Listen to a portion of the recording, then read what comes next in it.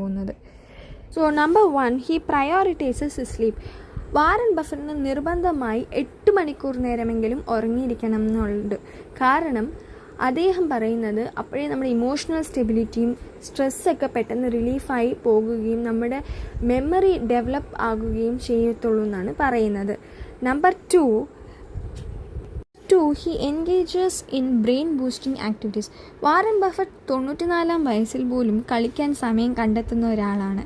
കാരണം അദ്ദേഹം ബ്രിഡ്ജ് ഗെയിംസൊക്കെ ഒരുപാട് കളിക്കുന്നതും പിന്നെ അദ്ദേഹം പറയുന്നത് കളി എന്ന് പറയുന്നത് നമ്മുടെ മെമ്മറി ഇമ്പ്രൂവ് ചെയ്യാനും നമ്മുടെ കോഗ്നിറ്റീവ് ഹെൽത്തിനെ തന്നെ ഡെവലപ്പ് ചെയ്യാൻ സഹായിക്കുന്ന ഒന്നാണെന്ന്. കാരണം എപ്പോഴും നമ്മൾ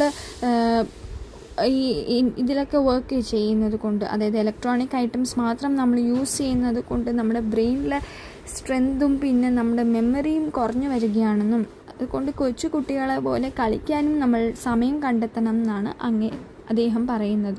number 3, he enjoys multiple cans of coke. Warren Buffett 5 cans of കോക്കെങ്കിലും എല്ലാ ദിവസവും കുടിക്കും. അതിനു മുമ്പ് അദ്ദേഹം 1985 തൊട്ട് ചെറി കോക്ക് എന്ന് പറയുന്ന ഒരു ബ്രാൻഡാണ് കുടിച്ചുകൊണ്ടിരുന്നത്. അതിനു മുമ്പ്